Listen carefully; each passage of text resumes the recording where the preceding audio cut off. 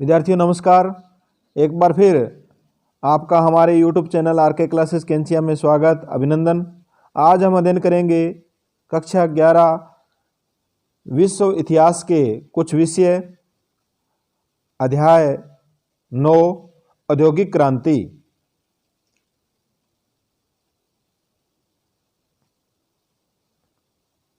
औद्योगिक क्रांति ब्रिटेन में 1780 के दशक और 1850 के दशक के बीच उद्योग और अर्थव्यवस्था का जो रूपांतरण हुआ उसे हम प्रथम औद्योगिक क्रांति के नाम से पुकारते हैं। तो प्रथम औद्योगिक जो क्रांति हुई वो ब्रिटेन में हुई 1780 से 1850 के मध्य। इस क्रांति के ब्रिटेन में दूरगामी प्रभाव हुए। बाद में ये क्रांति यूरोप के देशों, संयुक्त राज्य अमेरिका में ऐसे ही परिवर्तन हुए और इन परिवर्तनों का उन देशों तथा शेष विश्व के समाज और अर्थव्यवस्था पर प्रभाव पड़ा।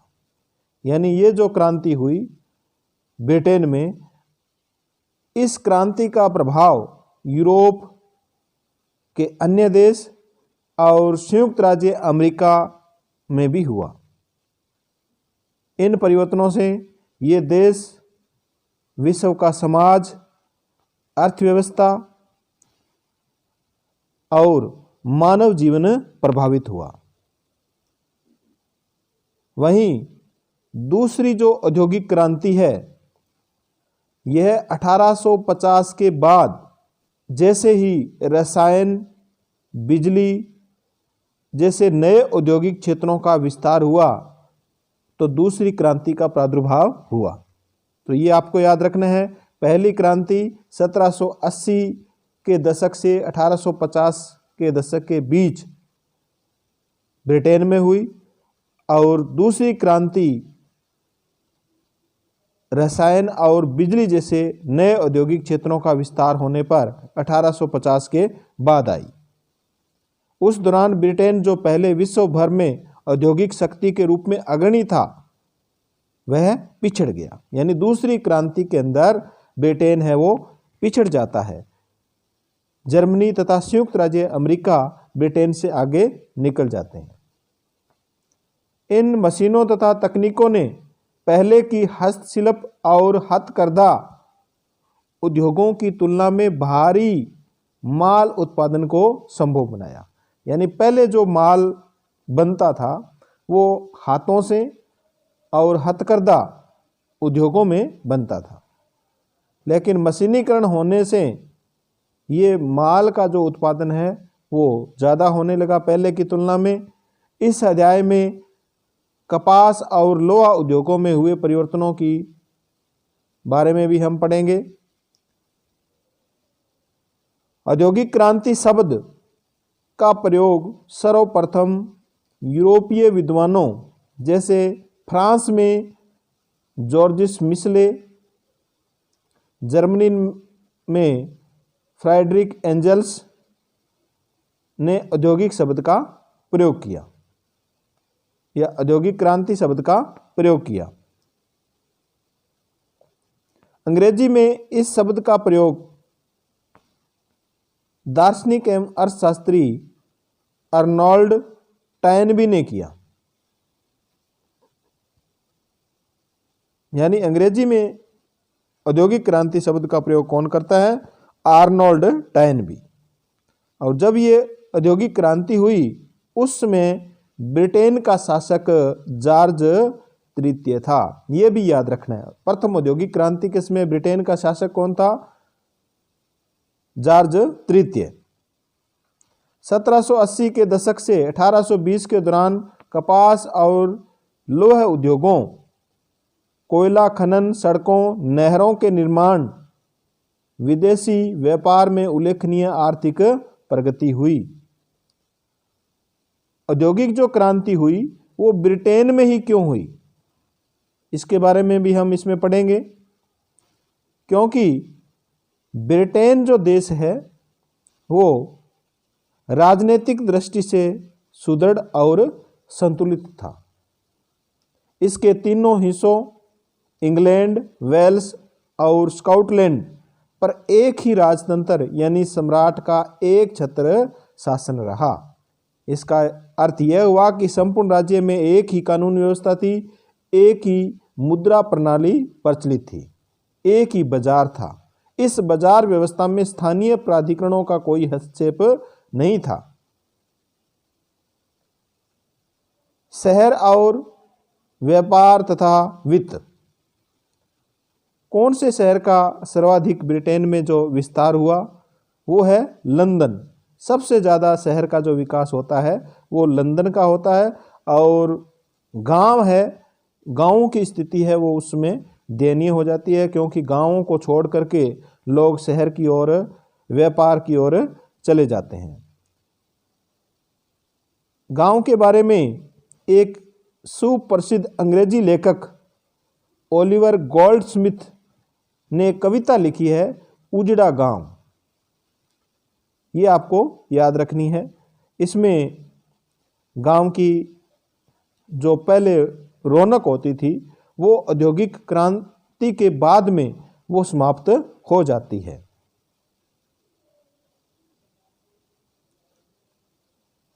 देश की वित्तीय प्रणाली का केंद्र बैंक ऑफ इंग्लैंड 1694 में स्थापित हुआ। ब्रिटेन के अंदर बैंक ऑफ इंग्लैंड की जो स्थापना होती है वो 1694 में होती है। 1784 तक इंग्लैंड में कुल मिलाकर 100 से अधिक प्रांतीय बैंक हो गए थे। अगले 10 वर्षों में इसकी संख्या बढ़कर 3 गुना हो गई थी। 1820 के दशक तक प्रांतों में 600 से अधिक बैंक हो गए थे और अकेले लंदन में 100 से अधिक बैंक थे। बड़े बड़े औद्योगिक उद्यम स्थापित करने और चलाने के लिए आवश्यक वित्तीय साधन इन्हीं बैंकों द्वारा उपलब्ध कराए जाते थे। तो एक तो कारण ये था ब्रिटेन में औद्योगिक क्रांति का, सर्वाधिक जो बैंक है वो इंग्लैंड में स्थापित हुए, जिन्होंने उद्योग के विकास के लिए ज़्यादा से ज़्यादा वित्तीय साधन उपलब्ध करवाए। दूसरा जो कारण है ब्रिटेन में औद्योगिकरण का वो है गांवों से आए अनेक गरीब लोग नगरों में काम करने के लिए उपलब्ध हो गए, यानी मजदूरी या मजदूर लोग हैं वो उनको आसानी से ब्रिटेन में उपलब्ध हो गए।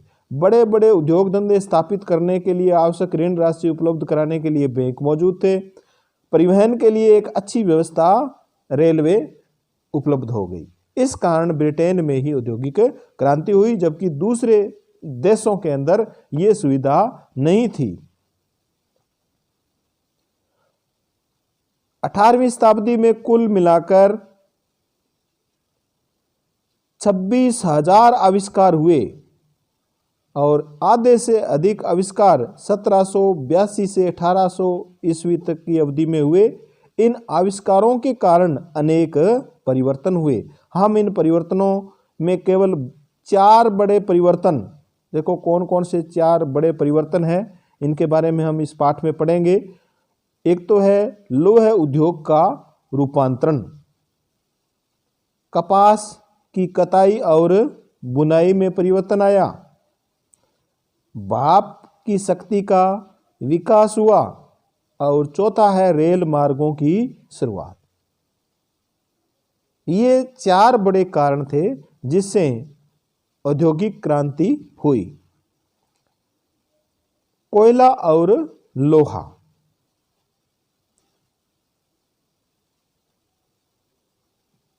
सबसे पहले जो औजार बनते थे वो लकड़ी के बनते थे और लोहे को पिघलाने के लिए भी लकड़ी की आवश्यकता हुई। यानी लोहा आने के बाद उसको पिघला करके उससे वस्तुएं बनाने के लिए या औजार बनाने के लिए लकड़ी की आवश्यकता हुई, कोयले की आवश्यकता हुई। ये कोयला हमें जंगलों से प्राप्त हुआ, लकड़ी से प्राप्त हुआ, तो जंगल है वो साफ होते गए, जंगल समाप्त होते गए। इसी समय इस क्रांति में 1709 में प्रथम अब्राहम डर्बी ने आविष्कार किया धवन भट्टी का। प्रथम अब्राहम डर्बी ने किसका आविष्कार किया? धवन भट्टी का आविष्कार किया, जिसमें सर्वप्रथम कोक का इस्तेमाल किया गया, क्योंकि कोयला की कमी आ गई और वो लोहा पिघलाने के लिए बहुत आवश्यक था। तो अब्राहम डर्बी ने धवन भट्टी का आविष्कार करके सर्वप्रथम कोक का इस्तेमाल किया। कोक में उच्च ताप उत्पन्न करने की शक्ति थी। वह कोयले से गंध तथा अपद्रव्य निकालकर तैयार किया जाता था। इस आविष्कार का फल यह हुआ कि तब से भट्टियों को काठ कोयले पर निर्भर नहीं रहना पड़ा। काठ कोयले का मतलब लकड़ी के कोयले पर निर्भर नहीं रहना पड़ा। इन भट्टियों से जो पिघला हुआ लोहा निकलता था उससे पहले की अपेक्षा अधिक बढ़िया और लंबी ढलाई की जा सकती थी। यानी पहले जो लकड़ी के कोयले से लोहा पिघलाया जाता था उससे अब इस अच्छी तरह से पिघलाया जाने लगा। इसी प्रकार द्वितीय डर्बी ने ढलवां लोहे से पिटवां लोहे का विकास किया। यानी पहले ढलवां लोहा प्राप्त होता था, उसके बाद में उससे पिटवा लोहे का आविष्कार किया गया जो जल्दी नहीं टूटता था। हेनरी कोर्ट ने आलोड़न भट्टी का आविष्कार किया। इस आलोड़न भट्टी में पिघले लोहे में अशुद्धि को दूर किया जा सकता था और बेलन मील का आविष्कार किया। यानी हेनरी कोर्ट ने एक तो आलोड़न भट्टी और बेलन मील का आविष्कार किया। इस बेलन मील से परिशोधित लोहे से छड़ें तैयार करने के लिए भाप की शक्ति का इस्तेमाल किया जाता था। अब लोहे से अनेकानेक उत्पाद बनाना संभव हो गया। इसी कड़ी में 1770 के दशक में जॉन विल्किसन ने 1728 से 1808 ने सर्वप्रथम लोहे की कुर्सियां, आसव तथा शराब की भट्टियों के लिए टंकियां और लोहे की सभी आकारों की नालियां यानी पाइपें बनाई। 1779 में तृतीय डर्बी ने विश्व में पहला लोहे का पुल कोलब्रुक डेल में सेवर्न नदी पर बनाया। तो पहला विश्व का पहला पुल है वो किसके द्वारा बनाया गया, ये आपको याद रखना है। तृतीय अब्राहम डर्बी के द्वारा कोलब्रुक डेल में सेवर्न नदी पर बनाया गया।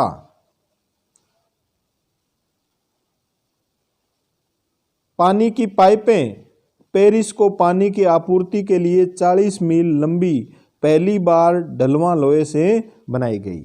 यानी पानी पहुंचाने के लिए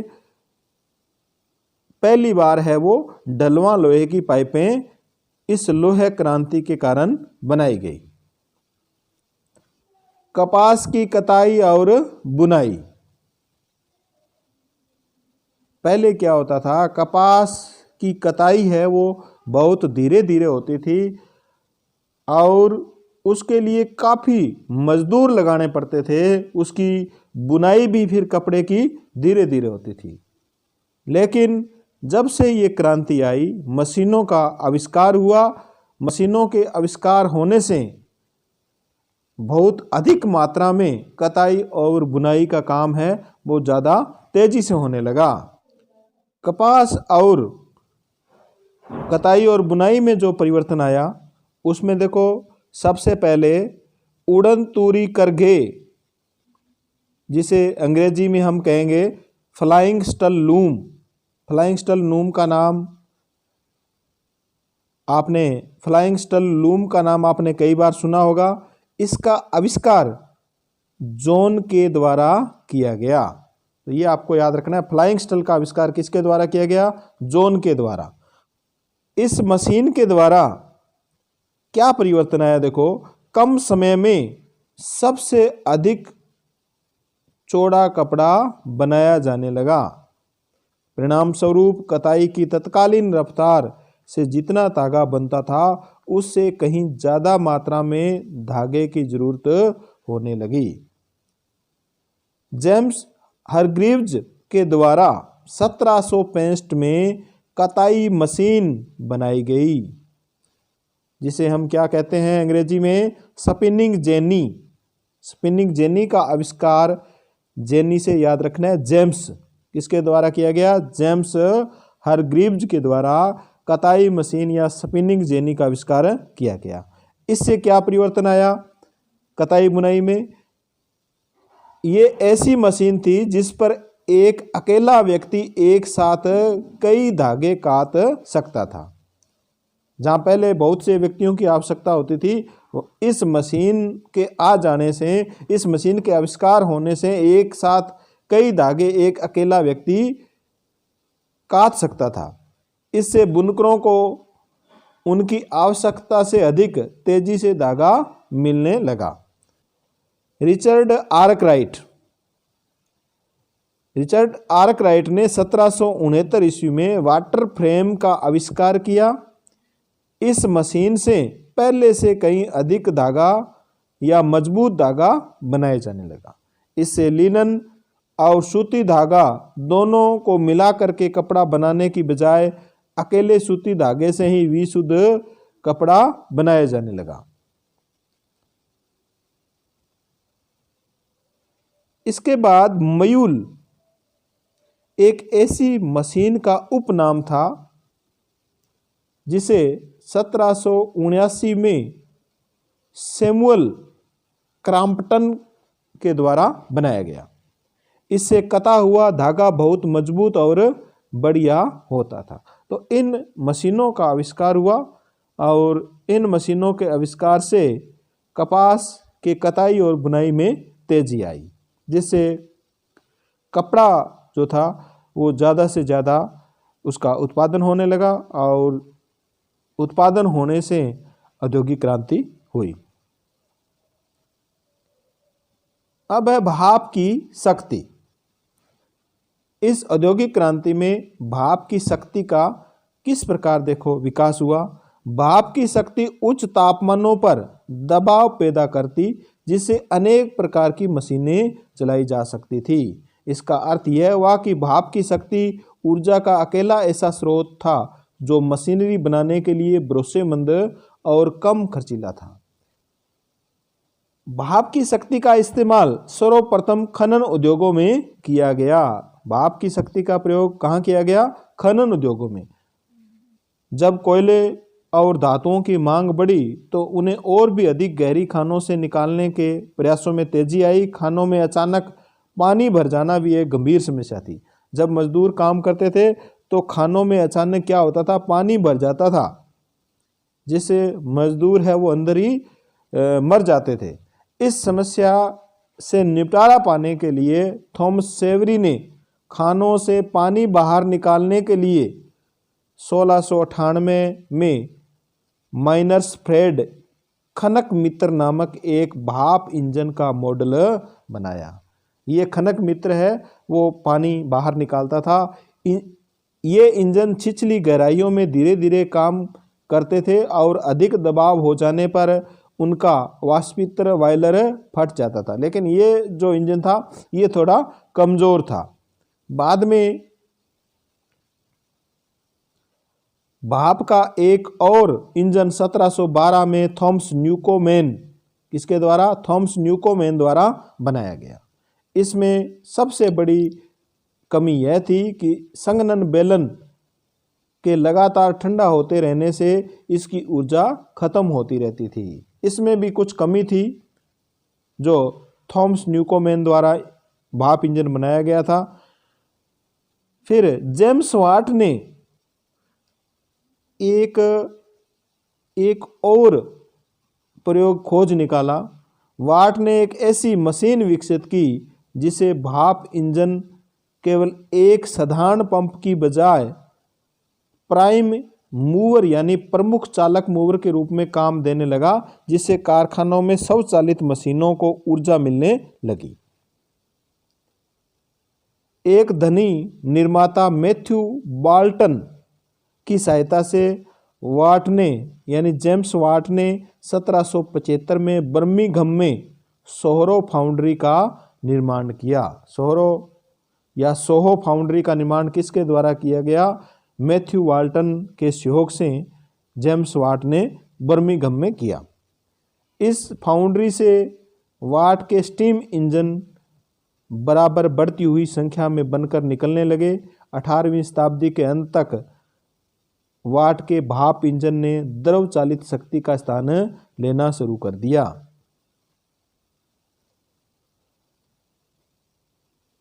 अब है नहरें और रेलें। नहर और रेलों का विकास कैसे हुआ, इनका औद्योगिक क्रांति में क्या योगदान था? प्रारंभ में नहरें कोयले को शहरों तक ले जाने के लिए बनाई गई। इसका कारण यह था कि कोयले को उसके परिमाण और भार के कारण सड़क मार्ग से ले जाना बहुत समय लगता था। यानी जब कोयले को सड़क मार्ग से लेके जाते थे तो समय और धन ज़्यादा खर्च होता था, इसलिए नहरें बनाई गई। इन कोयलों को बजरों में भरकर नहरों के रास्ते ले जाने में समय और धन दोनों ही कम खर्च होते थे। पहला भाप से चलने वाला रेल इंजन स्टीफेंसन का रॉकेट 1814 में बना। स्टीफेंसन ने 1814 में रॉकेट नामक एक इंजन बनाया। अब रेलगाड़ियां परिवहन का एक ऐसा नया साधन बन गई जो वर्ष भर उपलब्ध रहती थी, सस्ती और तेज भी थी, माल तथा यात्री दोनों ढो सकती थी।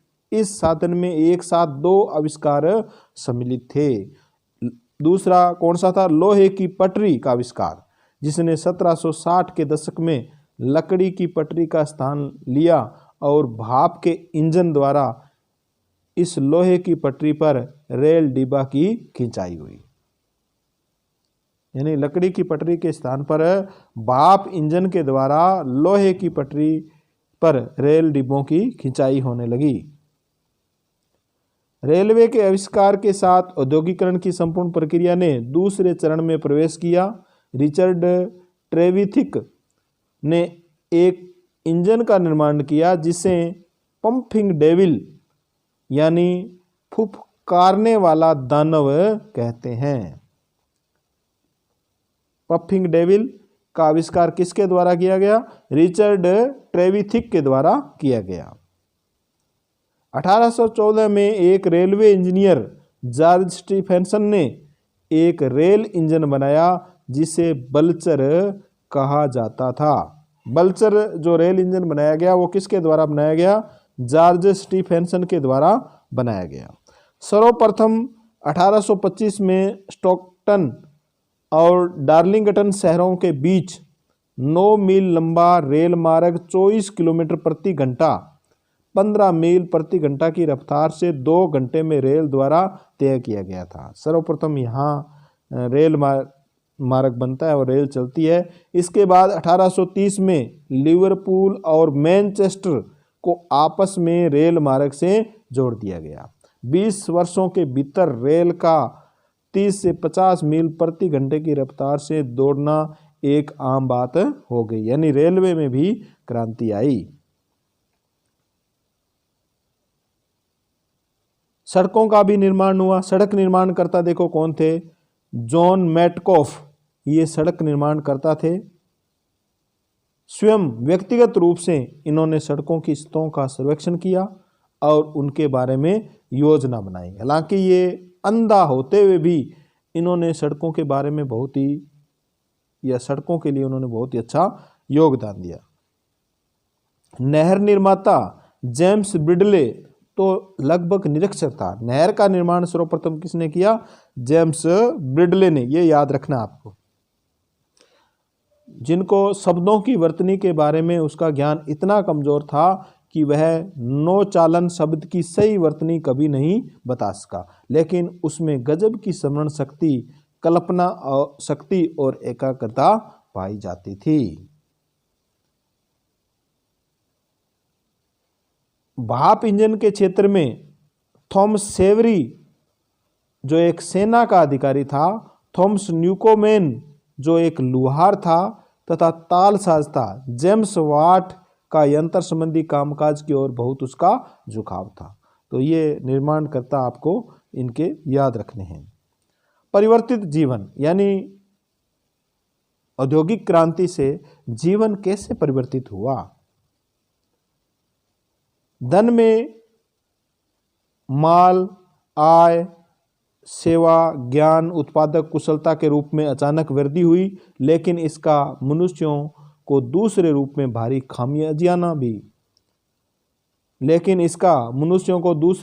भारी खामियाजा भी उठाना पड़ा। इससे परिवार टूट गए, पुराने पत्ते बदल गए, यानी लोग स्थान छोड़ करके गांवों से कहाँ आ गए, शहर में आ गए। औद्योगिकरण के कारण लोगों को नई जगहों पर रहना पड़ा, शहर विकृत होने लगे। जब शहर में आबादी अधिक हो गई तो वो विकृत होने लगे। कारखानों में काम करने की परिस्थितियाँ एकदम बिगड़ गई। इंग्लैंड में 50,000 से अधिक आबादी वाले नगरों की संख्या 1750 में केवल 2 थी, जो बढ़ते बढ़ते 1850 में 29 हो गई। आबादी में जिस रफ्तार से बढ़ोतरी हुई, उस रफ्तार से रहन सहन व अन्य साधनों में वृद्धि नहीं हुई। वहाँ रहने के लिए पर्याप्त व्यवस्था नहीं हुई। सफाई और स्वच्छ पेयजल की व्यवस्था में भी बढ़ती हुई शहरी आबादी के मुताबिक सुधार नहीं हुआ। तो इस प्रकार लोगों के रहन सहन जीवन में परिवर्तन आया।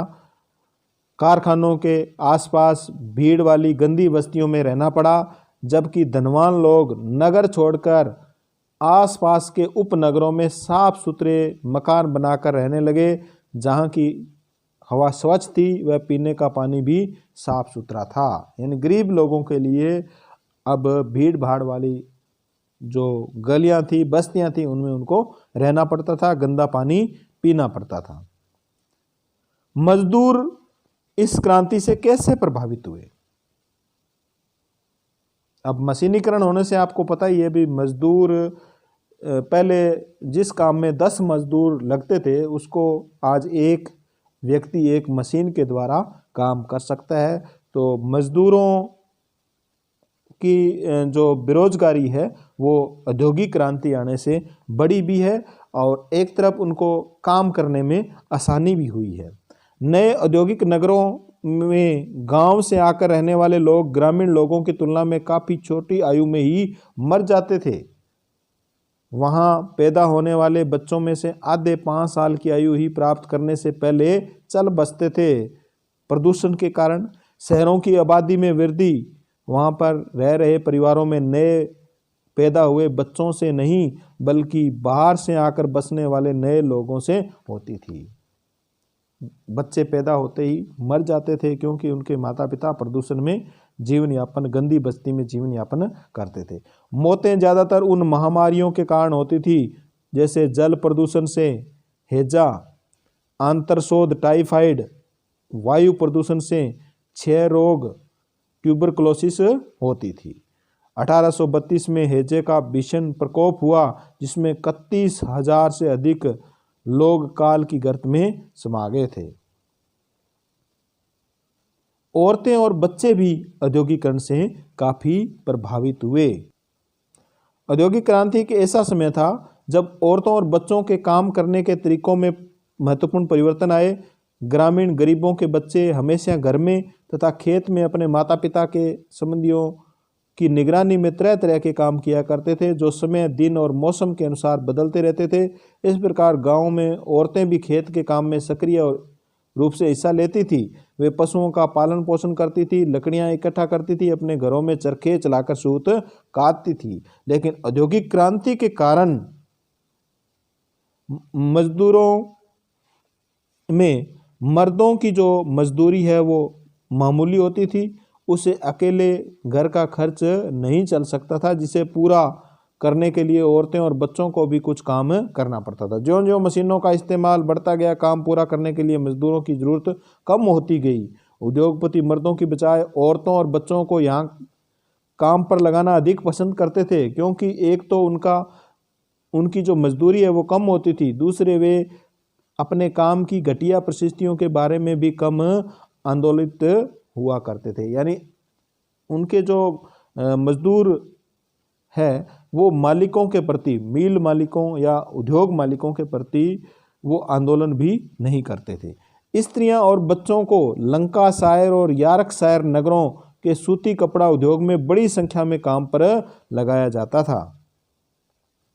ये देखो, ये महिला एक उद्योग में काम करती है और इनके वेतन में भी देखो अंतर होता था।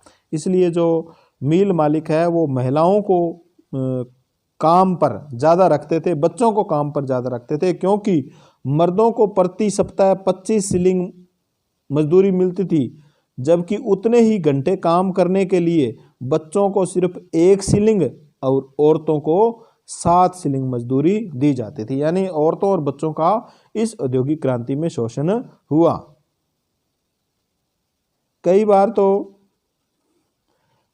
तो बच्चों के बाल मशीनों में फंस जाते थे, उनके हाथ कुचल जाते थे, यहाँ तक कि बच्चे काम करते करते इतने थक जाते थे कि उन्हें नींद की झपकी आती थी और वे मशीनों में गिरकर मौत के मुंह में चले जाते थे। कोयले की खान भी काम करने के लिहाज से बहुत खतरनाक होती थी। खानों की छतें धंस जाती थी, वहाँ विस्फोट हो जाता था, चोट लगना तो आम बात ही थी। कोयला खानों के मालिक कोयले के गहरे अंतिम छोरों को देखने के लिए जहाँ जाने का रास्ता वयस्कों के लिए बहुत संकरा होता था, वहाँ बच्चों को भेजते थे। यानी जहाँ संकरे मार्ग पर जहाँ वयस्क व्यक्ति जा नहीं सकता था, वहाँ इतनी जो रिस्क वाली जगह है उसमें वो बच्चों को भेजते थे। कारखानों के मालिक बच्चों से काम लेना बहुत ज़रूरी समझते थे, ताकि वे अभी से काम सीखकर बड़े होकर उनके लिए अच्छा काम कर सके। ब्रिटिश फैक्ट्रियों के अभिलेखों से प्राप्त साक्ष्यों से पता चलता है कि फैक्ट्री मजदूरों में लगभग आधे ने तो वहाँ 10 साल की उम्र से भी कम उम्र में और 28% मजदूर ने वहाँ 14 साल से कम उम्र की आयु में भी काम करना शुरू किया है। औरतों की मजदूरी मिलने से न केवल वित्तीय स्वतंत्रता मिली, अब ये फायदा भी हुआ है औरतों को। देखो, फायदा भी हुआ है औरतों को मजदूरी मिलने से न केवल वित्तीय स्वतंत्रता मिली, उनके आत्मसम्मान में भी बढ़ोतरी हुई। लेकिन इससे उन्हें जितना लाभ हुआ उससे कहीं ज़्यादा हानि का काम या अपमानजनक परिस्थितियों के कारण हुई। अक्सर उनके बच्चे पैदा होते ही शिशुअवस्था में मर जाते थे। उन्हें अपने औद्योगिक काम की वजह से मजबूर होकर शहर की घिनौनी गंदी बस्तियों में रहना पड़ता था। चार्ल्स डिक्सन ने भी अपने उपन्यास में, इनका उपन्यास का क्या नाम है, हार्ड टाइम्स, एक काल्पनिक औद्योगिक नगर कोक टाउन का वर्णन किया है कि उसमें किस प्रकार मजदूरों की हालात थे और बच्चों से किस प्रकार काम लिया जाता था। अब जब इन स्त्रियों और बच्चों से ज़्यादा काम और कम मजदूरी दी गई तो इन्होंने इसके विरोध में आंदोलन हुए। विरोध आंदोलन फ्रांसीसी क्रांति जो 1789 से 1994 तक हुई, इसमें नए नए राजनीतिक विचारों का प्रचार प्रसार हो रहा था। स्वतंत्रता, समानता और भ्रातृत्व को स्थापित करने के लिए आंदोलन चल रहे थे। इसी प्रकार ब्रिटेन में, यानी ब्रिटेन की संसद ने 1795 में 2 जुड़वां अधिनियम पारित किए। ये जुड़वां अधिनियम क्या थे? इन अधिनियमों के अंतर्गत लोगों को भाषण में लेखन द्वारा सम्राट यानी राजा, संविधान, सरकार के विरुद्ध घृणा या अपमान करने के लिए उकसाना अवैध घोषित कर दिया था। क्या अधिनियम था? भी लोग न तो भाषण दे सकेंगे राजा के विरुद्ध, न सरकार के विरुद्ध घृणा या अपमान उकसाने वाले शब्द नहीं बोल सकेंगे। 50 से अधिक लोगों को अनधिकृत सार्वजनिक बैठकों पर रोक लगा दी गई। यानी अगर कोई आंदोलन करता है तो उसे इकट्ठा होने पर क्या लगा दी गई? रोक लगा दी गई। तो ये इस प्रकार 2 जुड़वां अधिनियम जो मजदूरों के शोषण का कारण बना। नोटिंघम में ऊनी कपड़ा उद्योग में भी मशीनों के चलने का प्रतिरोध किया गया। इसी प्रकार लेस्टरशायर और डर्बीशायर ने भी विरोध प्रदर्शन किए। यॉर्कशायर में ऊन काटने वालों ने ऊन कतरने के ढांचों शियरिंग फ्रेम को तोड़ दिया। ये लोग परंपरागत रूप से अपने हाथों से भेड़ों के बालों की कटाई करते थे। 1830 के दंगों में फार्मों में काम करने वाले श्रमिकों को भी लगा कि उनका धंधा तो चौपट होने वाला है, क्योंकि खेतों में भूसी से दाना अलग करने के लिए नई खलियानी मशीनों, थ्रेसिंग मशीनों का इस्तेमाल शुरू हो गया है। दंगाइयों ने इन मशीनों को तोड़ डाला। परिणाम स्वरूप 9 दंगाइयों को फांसी की सजा हुई। 450 लोगों को कैदियों के रूप में ऑस्ट्रेलिया भेज दिया गया। तो इस प्रकार जब इन लोगों ने विरोध किया तो इनका शोषण होने लगा, इनको सजा मिलने लगी, इनको दंडित किया जाने लगा। एक करिश्माई व्यक्तित्व वाले जनरल नेड लुड के नेतृत्व में लुडिज्म नामक एक आंदोलन चलाया गया। तो लुडिज्म आंदोलन किसके द्वारा चलाया गया? जनरल नेड लुड के। ये क्या आंदोलन था? देखो, लुडिज्म के अनुयायी मशीनों की तोड़ फोड़ में विश्वास नहीं करते थे, बल्कि न्यूनतम मजदूरी, नारी एवं बाल श्रम नियंत्रण, मशीनों के आविष्कारों से बेरोजगार हुए लोगों के लिए काम, कानूनी तौर पर अपनी मांग पेश करने के लिए मजदूर संघ या ट्रेड यूनियन बनाने के अधिकार की मांग करते थे। यानी ये सरकार से या राजा से चाहते थे कि हमारी सुनाई के लिए इस प्रकार का कोई मजदूर संघ या ट्रेड यूनियन बनाया जाना चाहिए। अगस्त 1819 में 80,000 लोग अपने लिए लोकतांत्रिक अधिकारों अर्थात राजनीतिक संगठन बनाने, सार्वजनिक सभाएं करने, प्रेस की स्वतंत्रता के अधिकारों की मांग करने मैनचेस्टर में सेंट पीटर्स मैदान में शांतिपूर्वक इकट्ठे हुए, लेकिन उनका बर्बरतापूर्वक दमन कर दिया गया। इसे पीटरलू के नरसंहार के नाम से जाना जाता है। तो यहाँ अति महत्वपूर्ण प्रश्न बनता है, पीटरलू का नरसंहार क्या था? क्योंकि इसको पीटरलू नाम इसलिए दिया गया है, 1815 में वाटरलू में फ्रांसीसी सेना पराजित हुई थी और इस प्रकार विरोध करते करते अंत में 1824-25 में इन जो जुड़वां अधिनियम थे इनको समाप्त कर दिया गया। कानूनों के जरिए सुधार। फिर कुछ कानून बनाए गए। 1819 में कुछ कानून बनाए जिसके तहत 9 वर्ष से कम आयु वाले बच्चों को फैक्ट्रियों में काम करवाने पर पाबंदी लगा दी गई। 9 से 16 वर्ष की आयु वाले बच्चों से काम कराने की जो सीमा है वो 12 घंटे सीमित कर दी गई। 1833 में एक अधिनियम और पारित किया गया जिसके अंतर्गत 9 वर्ष से कम आयु वाले बच्चों को केवल रेशम की फैक्ट्रियों में काम पर लगाए जाने की अनुमति दी गई। 1847 में 30 वर्ष से अधिक लंबे अरसे तक चले आंदोलन के बाद 10 घंटा विधेयक पारित हुआ। तो 10 घंटा विधेयक कब पारित हुआ? ब्रिटेन में 1847 में। इस कानून ने स्त्रियों और युवकों के काम के घंटे सीमित कर दिए। पुरुष श्रमिकों के लिए 10 घंटे निश्चित कर दिया। ये अधिनियम कपड़ा उद्योगों पर भी लागू होते थे, खनन उद्योग पर, लेकिन कमी इसमें भी थी। ये जो कानून है वो किस पर लागू होते थे? कपड़ा उद्योगों पर, जबकि खनन उद्योगों में इससे कम आयु के लोग हैं वो ज़्यादा समय तक काम कर सकते थे। फील्डर्स फैक्ट्री अधिनियम 1847 में यह कानून बना दिया गया कि 18 साल से कम उम्र के बच्चों और स्त्रियों से 10 घंटे प्रतिदिन से अधिक काम नहीं लिया जाए। तो इस प्रकार ये कानून भी बनाए गए। औद्योगिक क्रांति के विषय में तर्क वितर्क। औद्योगिक क्रांति यानी इसमें बताया गया है कि ये पूरे ब्रिटेन में न होकर, पूरे इंग्लैंड में न होकर, ये लंदन और उसके आसपास के कुछ शहरों में ही विकसित हुई थी। तो हम इसको एक बड़े स्तर पर औद्योगिक क्रांति नहीं कह सकते। ब्रिटेन में औद्योगिक विकास 1815 से पहले की अपेक्षा उसके बाद अधिक तेजी से क्यों हुआ? इस प्रश्न का उत्तर ढूंढने के इतिहासकारों ने इस तथ्य की ओर इशारा किया कि 1760 के दशक से 1815 तक ब्रिटेन ने एक साथ दो काम करने की कोशिश की। पहला औद्योगिकरण और दूसरा यूरोप, उत्तरी अमेरिका और भारत से युद्ध लड़ना। शायद वह उनमें से एक काम में असफल रहा। ब्रिटेन 1760 के बाद अगले 60 वर्षों में 36 वर्ष तक लड़ाई में व्यस्त रहा।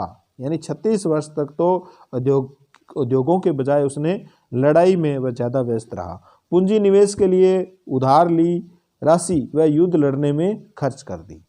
बैंकों से जो राशि ली वो किस में लगा दी? उसने युद्ध करने में लगा दी। यहाँ तक कि युद्ध का 35% तक का खर्च लोगों की आमदनियों पर कर लगाकर पूरा किया जाता था। कामगारों को, श्रमिकों को कारखानों तथा खेतों से निकालकर सेना में भर्ती किया जाता था। खाद्य सामग्रियों की कीमतें तो इतनी तेजी से बढ़ी कि गरीबों के पास अपनी उपभोक्ता सामग्री खरीदने के लिए भी बहुत कम पैसा बचता था। नेपोलियन की नाकाबंदी की नीति, नेपोलियन ने ब्रिटेन पर नाकाबंदी लगा दी थी। ब्रिटेन द्वारा उसे नाकाम करने की कोशिशों ने यूरोप महाद्वीप को व्यापारिक दृष्टि से अवरुद्ध कर दिया था। क्रांति के साथ जो औद्योगिक शब्द प्रयुक्त किया गया है वह सीमित एक शब्द है। इस दौरान जो औद्योगिकरण हुआ या रूपांतरण हुआ, जो परिवर्तन आया, वो औद्योगिक और आर्थिक क्षेत्रों तक ही सीमित नहीं रहा, उसका विस्तार समाज के भीतर भी हुआ। इसके फलस्वरूप दो वर्गों को प्रधानता मिली, एक तो बुजुर्गा वर्ग यानी मध्यम वर्ग और दूसरा नगरों और देहाती इलाकों में रहने वाले मजदूरों का सर्वहारा वर्ग।